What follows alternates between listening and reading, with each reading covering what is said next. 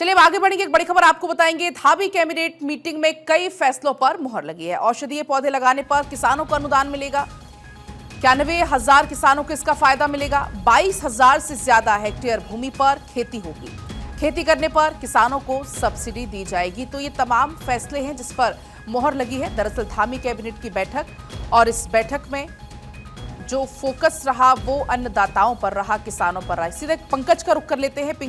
पंकज, ये जो बैठक हुई है, कई सारे फैसलों पर मुहर लगी है, लेकिन हमने देखा कि इस पर जो फोकस है वो ज्यादा अन्नदाताओं पर रहा है, किसानों पर रहा।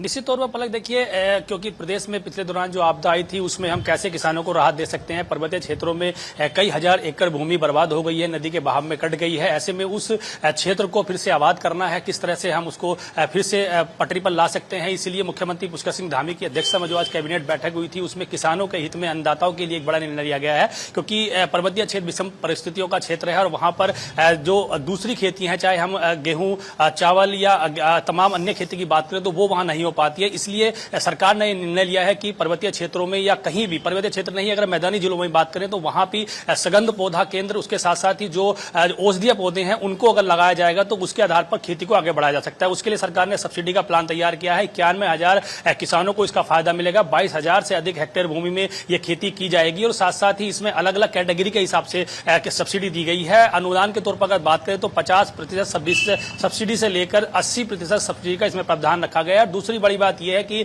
प्रधानमंत्री आवास योजना के तहत जो यहाँ गरीब परिवार है जिनको आवास नहीं मिले थे, उनके निर्माण पर फिर से सरकार ने मुहर लगाई है कि उनका निर्माण आगे हम बढ़ाएंगे और जो गरीब लोग छूट गए हैं उनको आवास देंगे। इसके साथ साथ ही अगर यह बात करें तो कारागार जो विभाग है, कारागार विभाग है, उसमें कुछ पदों को सृजित किया गया है, उसमें आउटसोर्स से कुछ पद रखे जाएंगे। इसके अलावा हम अगर दूसरे निर्णय की बात करें तो कैबिनेट में कुछ नियमावलियों में संशोधन किया गया है और इसके साथ साथ ही कई महत्वपूर्ण निर्णय लिए गए। कुल 6 फैसलों पर कैबिनेट ने आज मुहर लगाई थी, जिसके बाद जो डीजी सूचना है बंशीधर तिवारी, उन्होंने इसकी जानकारी दी है कि किस तरह से हम किसानों के साथ साथ गरीब परिवार हैं और तमाम जो लोग हैं यहाँ पर, उनके लिए हम कैसे आगे बढ़ सकते हैं, उन्हीं को लेकर कैबिनेट में फैसला लिया गया है। इसके साथ साथ ही जो दूसरी अगर हम बात करें तो यहाँ जो अनुसूचित जाति और जनजाति की जो दिव्यांग बच्चियां हैं, लड़कियां हैं, उनके लिए इन्होंने विशेष प्रावधान समाज कल्याण विभाग के तहत रखा है कि उनसे यदि कोई विवाह करता है तो उसकी जो अनुदान राशि थी, धनराशि थी, उसको 25,000 से बढ़ाकर